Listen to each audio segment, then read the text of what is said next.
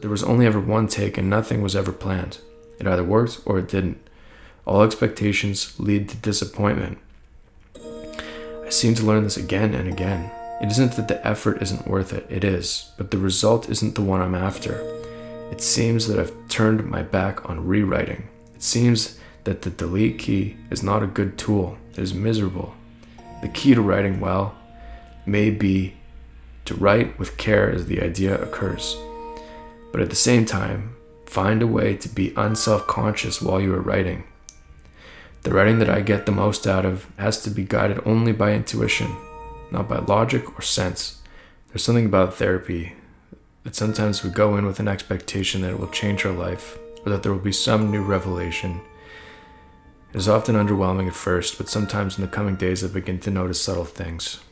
He told me to take on the perspective that I have to let my body grieve my old life, the one where I didn't have a kid, and that I still worked as a teacher. This idea of letting the body grieve is something I had the instinct to reject, but it stayed with me a bit. It's true that I've had some bouts of sadness the past few weeks. He said that I probably will have thoughts that try to argue with those feelings or to find some reason for them, but that is just the body grieving who I was. He also got me to do a tapping exercise. He tapped some different pressure points while saying affirmations. It definitely has an air of hippie bullshit, but it did help me feel lighter.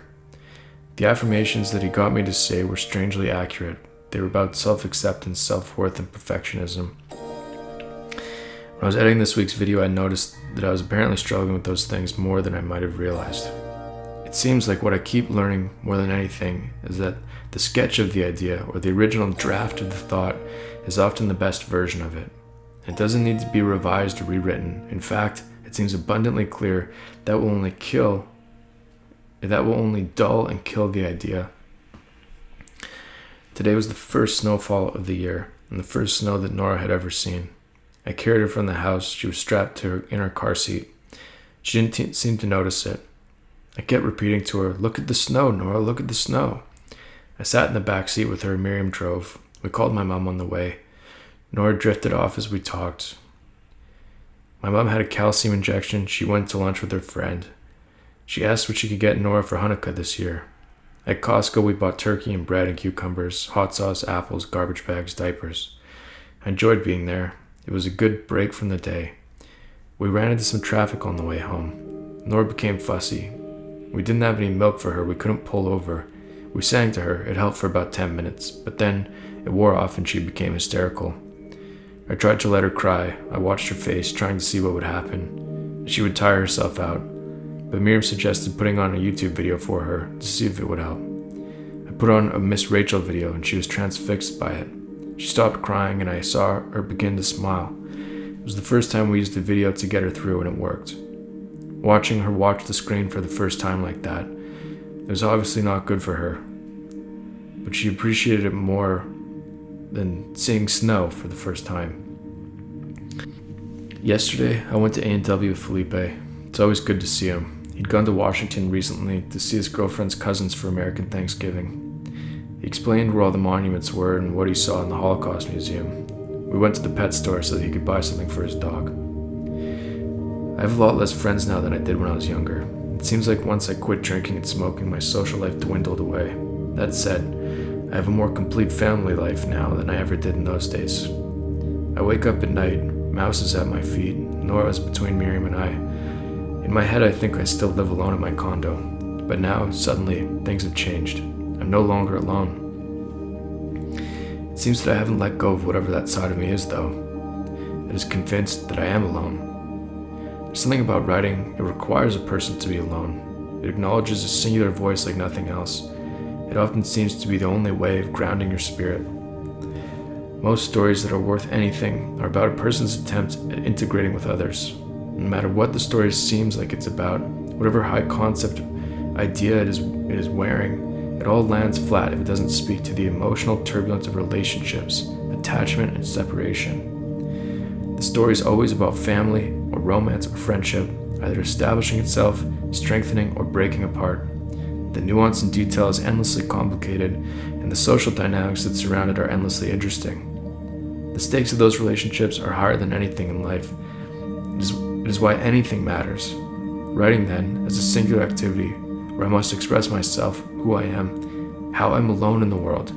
It seems equally like a virus and simultaneously a way of rendering my spirit into something good. The question, how to write, is the one I'm always desperate to consider. The answer has always been meticulously simple. When I was quitting smoking, I had a great epiphany. I realized that the way to quit was to stop taking cigarettes, putting them in your mouth, and lighting them.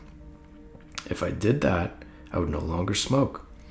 Writing is the same. In order to write, you need to find the keyboard and begin hitting the buttons. The rest is beyond your control. Or more specifically, I should say this: let the rest be beyond your control. I'm learning, I think, that the process of editing, as I've known it, is bullshit. Often and usually, I'll take the material and whittle it down as far as I possibly can, trying to reveal the core or the most simple form of the idea. It is easy to look at this as minimalism and to romanticize the beauty of simplicity, but the catch to that is to whittle things down and lose everything of what made them what they were. Maybe the difference to be acknowledged is that it's very dangerous to rewrite a sentence. Maybe the more simple way to say it is, writing is not rewriting, and writing is not deleting, and writing is not editing. Writing is writing. What I continue to realize over and over again is that if you don't get it right the first time, let it go. If the idea was important to you, you will remember it. It will find a way to express itself again another day. I've had the last hour to write uninterrupted, aside from my cat who came in. I picked him up and held him for a while before he got bored and asked for his afternoon snack. I gave it to him. I changed his water bowl as he ate. I drank a cup of water myself. I noticed that I kept thinking I was thirsty, but ignored the thought because it felt like a deterrent to my focus. But I know to ignore those thoughts, to ignore your intuition, if ever a blatant display of idiocy, it's that. As I made another cup of coffee at 4:30, which is probably another display of idiocy, I was reminded by a particular thought of how I justify coffee as my final vice. When I was a kid, I was diagnosed with ADHD. It's never been totally clear to me what that meant, if it had any legitimacy, or if it was a complete hoax. I was struggling with the medication that I was diagnosed in the 9th grade. I was talking to the science teacher at my junior high school. He said that I should just drink coffee and that might help. I've been addicted to coffee ever since. A few years ago, that same teacher was accused of molesting his students over the years. He then retreated into the woods of Western Canada and killed himself.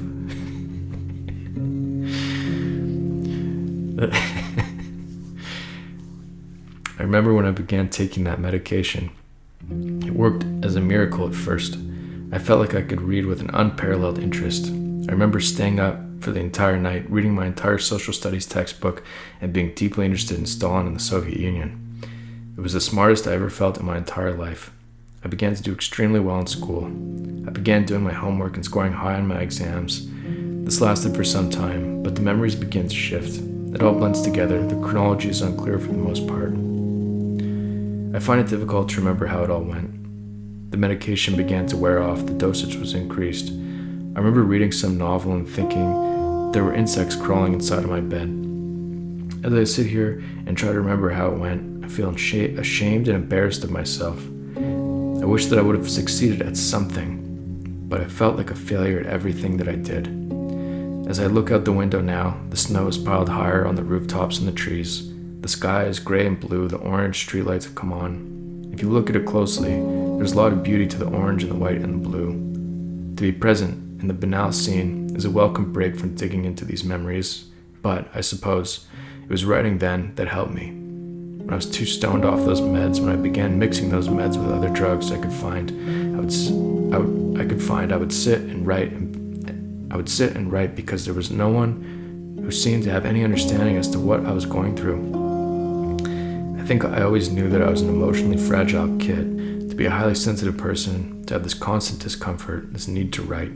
It seems like it was what I needed to do then, as it's what I need to do now. It's a big part of who I am. I blew so many opportunities always the need to be free, to have the time to pursue what I loved: drawing comic books, skateboarding, playing guitar, making movies, and most of all, the holy grail, writing. The ability to try to reconcile that emotional fragility, to turn it into a source of strength, as well, a well to draw from, to use that sensitivity as a radar or a compass through the unknown. I feel that I'm proud of myself for the time I spent writing, for trying to minimize every distraction, for learning to white-knuckle my focus on my own volition. I wonder now, as the sky and the rooftops and the power lines are lost in the same darkness, the streetlights are golden among some apparent horizon, how much of this I will use and how much I will delete. I suppose to read what I've written, to prop it up as I have been on YouTube, it seems that is a way of giving it some life. I'm not sure what it must seem like from the outside. It matters in some ways, and in other ways it doesn't matter at all. I want to feel understood. I want to feel seen and that I exist in the world. I don't think that my goal is as much to be a great writer, rather than my goal is to be a writer. Somehow the idea that I sat and wrote, that I took the time and found the focus to do so, it makes me feel like myself. And then it is, for whatever reason, I feel like I can manage. It's time to go downstairs for Shabbat dinner. But before I end for now, I wanted to note some ideas, some notes to self. Notice the side of yourself that thinks your work is boring and useless, and that people will see it as negative and self-indulgent. Notice that you have fabricated all of that. Notice the fear that surrounds the writing that you're currently engaged in, and the fear of how it would feel to share it. The fabrication of that insecurity. Maybe it's a way of protecting yourself from owning up to who you are, to practicing the ability to accept who you are. If there was no fear attached to the process of writing it or sharing it, maybe then it would be self-indulgent. But to use this process as a way of overcoming that fear, you owe that to yourself. And it costs nothing to anyone. You're not even asking anyone to listen. You've just left the door slightly open, enough for them to come listen if they would like to. I suppose that will have to be a place to end for now.